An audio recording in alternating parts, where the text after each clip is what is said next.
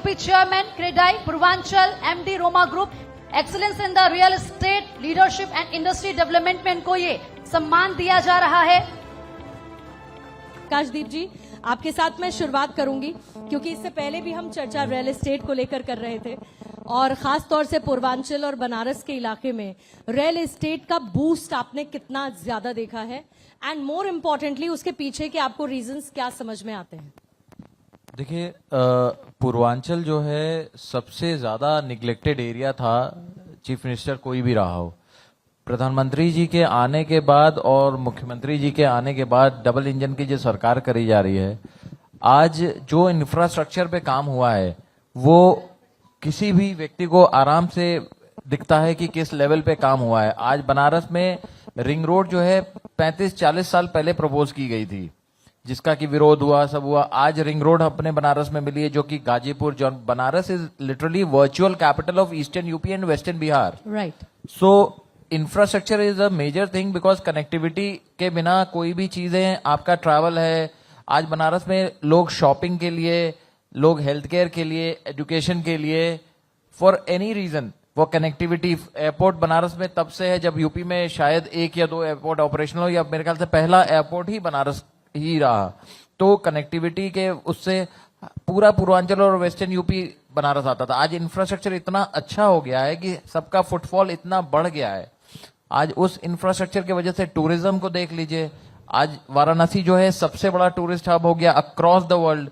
तो उसका इम्पैक्ट जब मूवमेंट आता है शहर में, तो वो कहीं ना कहीं यहाँ पे रियल एस्टेट जो है सबसे बड़ा, आज हम सबसे बड़े उसके जॉब के लिए सबसे बड़ा सेक्टर जो है रियल एस्टेट है, आफ्टर गवर्नमेंट एम्प्लॉयज रेलवेज के बाद, तो एग्रीकल्चर के बाद।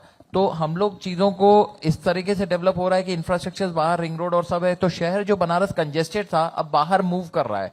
अब लोगों को वर्ल्ड क्लास इंफ्रास्ट्रक्चर दिख रहा है, तो बाहर के लोग भी जो बनारस छोड़ के पलायन करके बाहर जाते थे शिफ्ट होने के लिए, रहने के लिए, आज वो लोग भी बनारस की तरफ, बाहर से भी लोग दुबई के तौर पे, आज हम लोग 20 मंजिल, 30 मंजिल, 40 मंजिल की बिल्डिंगें बनारस बन रही है, जो कि पहले 5, 6, 8, 10 के ऊपर नहीं बनती थी। तो दैट शोज कि किस लेवल पे काम यहाँ पे हुआ है, किस लेवल का ट्रस्ट जो है इन्वेस्टर्स को और जो बिजनेस पैटर्निटी है उसको आया है इस सरकार पे, कि वो अपने पैसे और यहाँ पे लगा रही है ताकि उसको अच्छा रिटर्न मिल सके। आकाशदीप साहब, एक और इम्पोर्टेंट बात है, क्रेडाई यूपी और क्रेडाई पूर्वांचल, इन दोनों के इनिशिएटिव से हमने थोड़ी देर पहले हमने एक ट्रस्ट फैक्टर की बात की थी।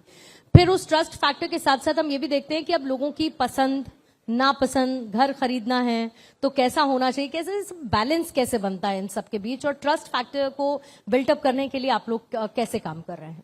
देखिए, जो रियल एस्टेट सेक्टर था इसमें बहुत सारी एनोमलीज थी। रेरा आने से ट्रांसपेरेंसी बढ़ी है। रेरा एक्शन लेता है, जो इलीगल कंस्ट्रक्शंस हैं, इलीगल एक्टिविटीज करते हैं, मॉनेटरी फ्रॉड कर रहे हैं। आज सब लोग जानता है, पूरा देश जानता है कि कितना बड़ा फाइनेंशियल फ्रॉड रियल एस्टेट में हुआ है। तो रेरा आने से जो ट्रस्ट डेवलप हुआ है, उस ट्रस्ट से कस्टमर को हमेशा ये रहता है कि उसका जो पैसा, हार्ड अर्न मनी है, वो सेफगार्ड है। हम लोग अपने एसोसिएशन में क्रेडाई इज ऑलवेज एक्टिव कि जो भी हम लोग के संग डेवलपर्स जुड़े, those are have a good track record, जिनका कि रेरा रजिस्ट्रेशन हो, ताकि कोई भी चीजें, कोई भी इंसान है, उसका हार्ड अर्न मनी कहीं भी किसी भी तरीके से फंसे ना। उसी उसमें हम लोग रेरा चेयरमैन को अपडेट्स भी देते रहते हैं कि sir this should be all incorporated in the law, so that कि किसी भी व्यक्ति का कभी भी पैसा, क्योंकि अगर एक भी व्यक्ति फ्रॉड करता है तो पूरी फेटर्निटी उससे जो है अफेक्टेड हो जाती है। तो वी आर ऑल्सो ब्लेम्ड कि everybody does that, so it's our responsibility कि किसी भी आदमी के साथ भी कोई भी फ्रॉड ना हो। फिर हमारे पास क्रेडाई में एक कंज्यूमर रिड्रेसल फोरम भी है। जैसे अगर किसी कस्टमर के संग कभी कोई गड़बड़ हो भी जाता है, तो क्रेडाई का अपना एक विंग है हम लोग का। कोई कस्टमर अपना ईमेल लिख देता है कि ये डेवलपर ने फ्रॉड किया या इसके यहाँ कोई दिक्कत आ रही है, तो उसको हम लोग रिजॉल्व करने की कोशिश करते हैं कि जितना हो सके out of the court settlement करके उसका जो भी सोल्यूशन है वो निकाल सकें। आकाशदीप साहब, अभी क्योंकि सर ने बातों बातों में जिक्र कर दिया न्यूक्लियर फैमिलीज और जॉइंट फैमिलीज का, तो मैं उसको रियल एस्टेट से ही कनेक्ट कर देती हूँ, क्योंकि हम देखते हैं, हम लोग आते हैं दिल्ली एनसीआर के रीजन से, जहां पर एक जॉइंट फैमिली का कॉन्सेप्ट काफी हद तक खत्म हो चुका है, न्यूक्लियर फैमिलीज की तरफ लोग रहते हैं। और आज बहुत सारा जो यूथ भी हमारे साथ है, they when they plan to buy a house, तो एक तो महंगा बहुत है, सीधी सी लैंग्वेज में बोलूं तो बहुत महंगा है, अनअफोर्डेबल है, और ले भी लिया तो या तो बैंक की ईएमआई चुकाते हुए 20 से 25 साल बीत जाएंगे। तो इस यूथ को आप कुछ कहना चाहेंगे if they are planning to buy a house? देखिए क्या होता है कि घर एक ऐसी चीज है ना, घर इज नॉट एन एसेट। हम अगर प्रॉपर्टी के नाम पे कहते हैं एसेट है, it is a emotion and it gives a sense of security. आप कुछ भी हो, कितना भी हो, 5 स्टार होटल नहीं 7 स्टार होटल में रह लिए, जिस दिन आप अपने घर पहुंचते हैं, जो आपका अपना बेड होता है, उसमें जब आप आते हैं ना, तो आपको जो रिलैक्स और जिस तरीके का सुकून मिलता है ना, वो आप कहीं भी कितने भी महंगे होटल या कहीं भी रह लें वो नहीं मिलता है। You want to get back home. या and for the youngsters I would say कि जितनी जल्दी रियल एस्टेट में आप स्टार्ट करें, इट इज मोर वाइजर, क्योंकि क्या होता है कि रियल एस्टेट कभी भी पीछे नहीं आता। जैसे गोल्ड है, रियल एस्टेट है, always they are getting expensive day by day.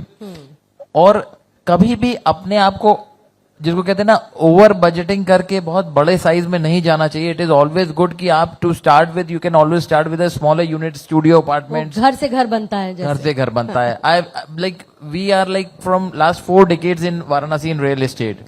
My father is the oldest real estate player in Varanasi.